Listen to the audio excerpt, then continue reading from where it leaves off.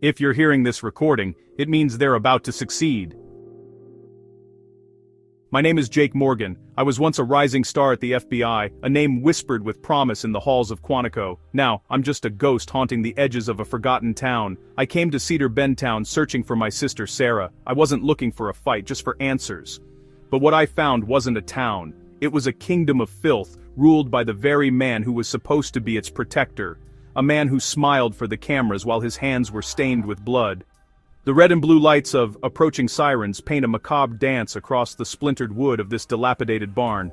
They strobe through the cracks, slicing through the darkness, each flash a reminder that my time is running out.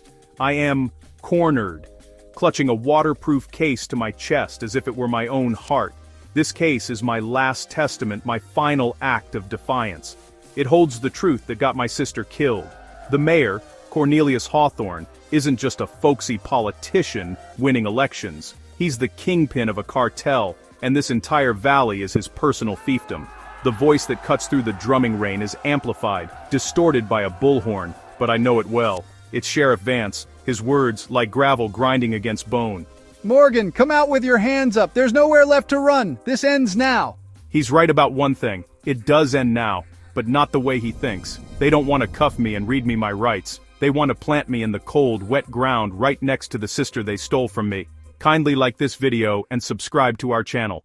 Her eyes in the photo are bright with a fire they could never extinguish. They thought they could bury her, but they only planted a seed of vengeance. If you're hearing this recording, it means they're about to succeed. It means the sirens have stopped and the final act has begun. They are coming to silence me for good. But this evidence, this small digital chronicle of their sins, is my last breath. It's a ghost I'm releasing into the world. I've set the timer, a dead man's switch. They can kill the man, but they can't kill the message. The world will know what they did here. The world will see the rot beneath the pristine surface. With a final deafening crack, the barn doors burst from their hinges, thrown inward by the brute force of the cruiser. The storm outside rages, and silhouetted figures, dark and monstrous against the flashing lights, charge into the opening. I raise my empty hands, the waterproof case held high. A final, desperate offering to a world I hope is still listening.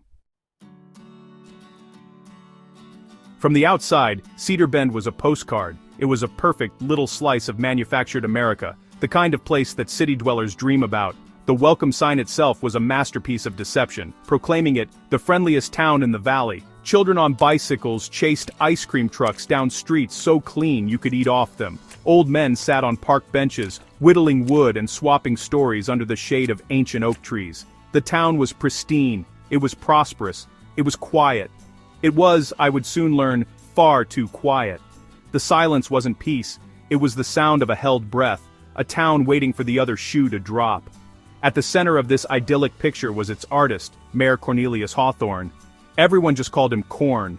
A folksy, charismatic man in his 60s, he was always dressed in a well-tailored suit. He moved through his kingdom with the easy grace of a benevolent king. He had been in power for 15 years, a reign built on promises of prosperity and safety. He had delivered on those promises, but the price was a secret, buried deep beneath the town's manicured lawns and smiling faces. The illusion was flawless, maintained with a chilling level of precision. Every shop on Main Street had a fresh coat of paint, the public parks were immaculate, the flower beds bursting with color. The town's economy, against all regional trends, was booming. New businesses, all mysteriously linked to a single development company, opened their doors to great fanfare. No one ever seemed to move away from Cedar Bend. But then, no one ever seemed to move in either. The Cedar Bend Sheriff's Department was not a house of law, it was the King's Castle Keep. Inside its sterile beige walls, justice was not served, it was dispensed according to the whims of one man. That man was Sheriff Elias Vance, built like a brick wall with cold, dead eyes that missed nothing. Vance was the physical manifestation of the town's hidden menace. He sat behind his desk like a throne, flanked by his two most loyal deputies, Lewis and Davis, a pair of thuggish enforcers who mirrored their boss's casual brutality. They were the hammers, and every citizen was a potential nail. I saw the system in action through Sarah's hidden notes. She had documented the story of a local farmer, Tom Henderson. He had stumbled into the sheriff's office, frantic and desperate, his face a mask of terror and disbelief. "Sheriff, I'm telling you, it was them. Masked men. They trampled half my crop, poisoned my well. They said if I didn't sell my land to the mayor's development company, they'd be back for my family." It was a desperate cry for help, a plea to the one man who was supposed to protect him from the wolves. Sheriff Vance had just leaned back in his chair, the picture of unimpressed authority, a slight cruel smile playing on his lips. He let the farmer's words hang in the silent heavy air of the office before responding. Now, Tom, that's a mighty serious accusation against our mayor, a man who has done so much for this town. He paused, letting the threat sink in. You got any proof of this? Any witnesses who saw these so-called masked men? He already knew the answer. The system was designed to leave no witnesses. Tom Henderson had slumped in his chair, a man utterly defeated, the last flicker of hope dying in his eyes. "No, Sheriff." Vance's smile widened. S1, as Sheriff Elias Vance, thought not. Sarah's early texts to me were filled with the town's charm, but soon the tone shifted. The messages became more sporadic, more urgent. She started writing about strange things, anomalies that just didn't fit the picture-perfect narrative. She mentioned unexplained fires that always seemed to strike farms that competed with the mayor's agricultural interests. She wrote about young people, kids with minor drug offenses, who would simply disappear from the town, their families told they had run off to the city. No one ever heard from them again. The quiet of Cedar Bend was beginning to scream at her. Then I mentioned the brand. There's this new, unnervingly potent strain of marijuana flooding the neighboring towns and counties.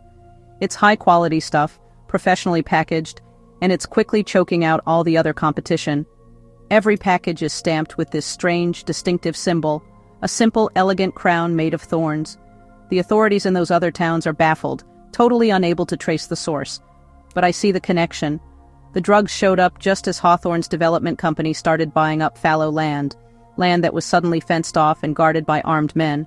Her last phone call was a torrent of panic discovery. I was in my apartment, hundreds of miles away, city lights twinkling outside my window, completely oblivious to the darkness she had waded into. Her voice came through the line, thin and frantic. Jake, it's not just a story anymore. It's a conspiracy. The mayor, it's all him. The Crown brand, it's his signature. The sheriff's department isn't just looking the other way. They're in on it. They're the distribution. She was talking so fast I could barely keep up, the words tumbling out in a rush of fear and adrenaline. My arrival in Cedar Bend was quiet, cloaked in the anonymity of a grieving brother. I didn't flash a badge or ask official questions. I was just another face in the crowd, a man searching for closure that I knew I would never find in a police report. My first and only stop was the Henderson farm. What was left of it anyway? I found Tom Henderson not in his home, but outside, frantically packing a battered pickup truck with whatever belongings hadn't been touched by fire or hate. His face, once round and cheerful in the photo Sarah had sent me, was now a hollow mask of fear, his eyes constantly darting towards the road as if expecting death to arrive at any moment. He recognized me instantly, a testament to how much I looked like my sister. "You're Sarah's brother." He didn't wait for confirmation. "Your sister. She was a good kid, a brave kid. She asked all the right questions, the ones nobody else dared to even think."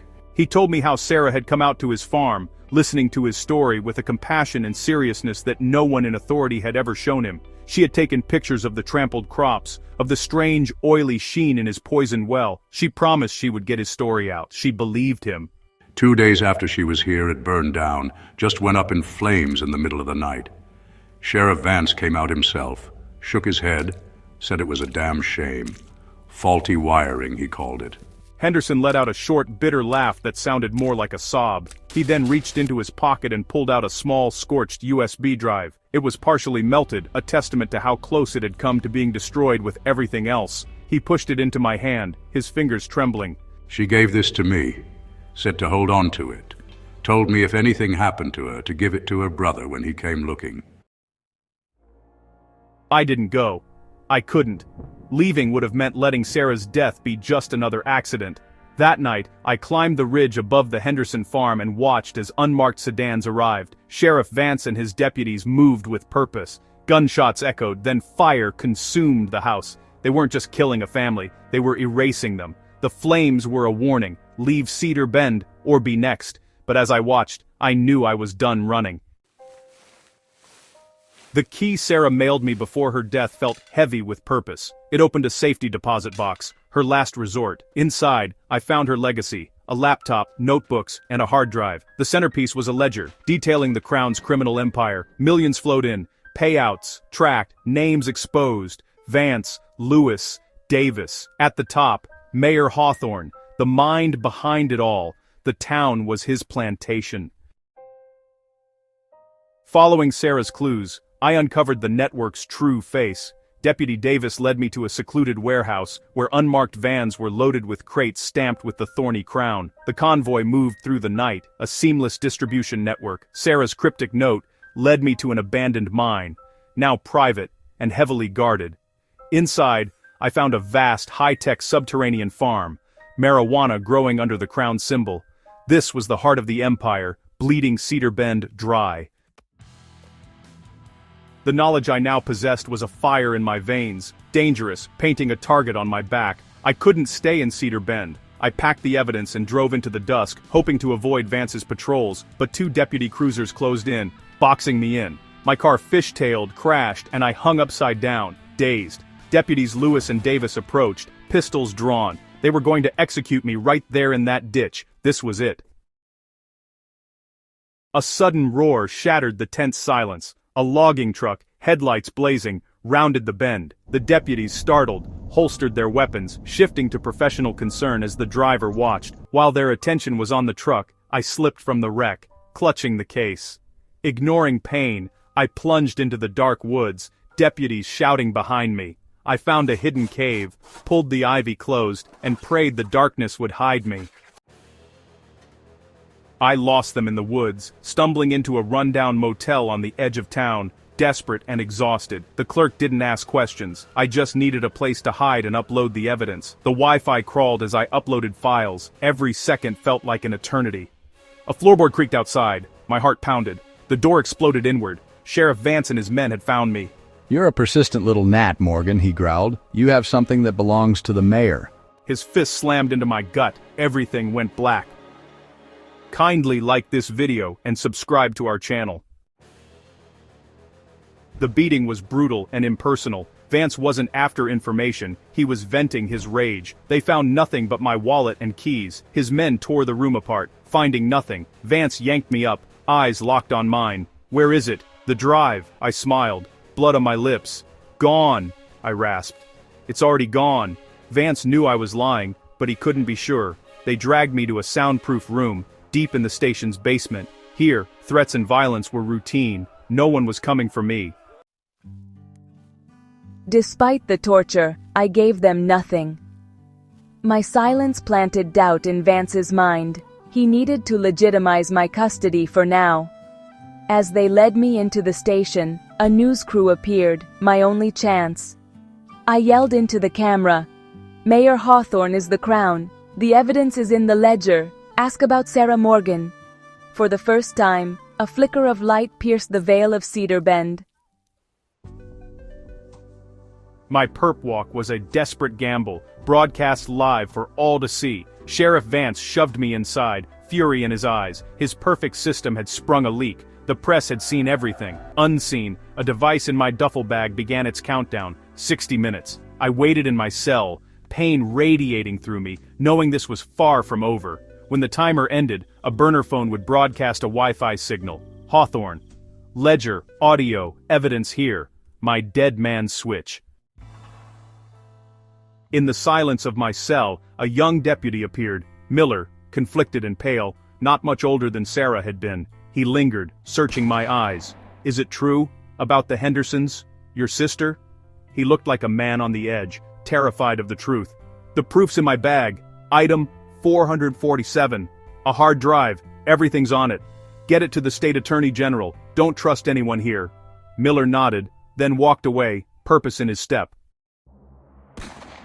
For what felt like an eternity, I waited. The minutes stretched and warped, each one a lifetime of hope and dread. I listened for the sound of Vance's heavy boots, for the shout of alarm, for the gunshot that would signal Miller's failure, but all I heard was the silence. Then a new sound, a commotion from the front of the station, raised voices, an order being barked, not by Vance, but by an unfamiliar voice, sharp and authoritative. The fortress was being breached. The tiny spark I had let loose had finally ignited a firestorm, and it was now raging at the gates of the sheriff's department. The news report, as insignificant as it seemed, had done its job. It had been picked up by a regional news affiliate, and the mention of a murdered journalist and a federal informant had set off alarms. But the true catalyst was Miller. The young deputy, his conscience winning the war, had not just retrieved the drive. He had called the state police barracks directly from a payphone, his voice trembling but resolute. He told them everything he knew, everything he suspected, and told them that the proof, a hard drive from an FBI informant named Jake Morgan, was in his possession.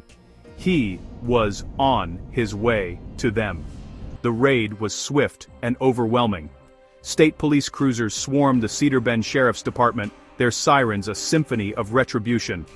Officers in tactical gear stormed the building, their authority absolute and their weapons drawn. I watched through the bars of my cell as Sheriff Vance was confronted in his own office.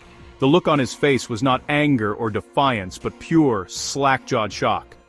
His kingdom, so carefully constructed, so ruthlessly protected, was crumbling around him in a matter of minutes. The illusion of his power shattered against the force of a truth he could no longer contain. Deputies Lewis and Davis were apprehended in the hallway, their usual swagger gone, replaced by the pathetic, wide-eyed fear of cornered animals. The state police secured the evidence room, their investigators logging every item, their expressions grim. They found my duffel bag, and inside, the small burner phone was now active, its Wi-Fi signal a ghostly beacon broadcasting its damning message throughout the compromised station. The dead man's switch had worked. It had not only served as a backup, but had become a digital confession, a final, undeniable piece of the puzzle that sealed their fate. The reign of the crown was over. The aftermath came like a flood, washing through Cedar Bend. The world watched as justice roared, corrupt leaders arrested, their empire dissolved. The evidence Sarah died for was finally in the right hands. I was cleared, but justice is a hollow comfort when you're left standing in the wreckage. I stood at Sarah's grave, her voice finally heard. My war was over. The second grave was unmarked, a simple plot of turned earth. No stone, no name, just silence for Tom Henderson and all the others lost to the mayor's ambition. They called this place Pilgrim's Grave, where hope came to die. The mayor's kingdom is a ruin, but the soil is still tainted. I got justice for Sarah, but the scars here run deep. Some graves can never be truly covered.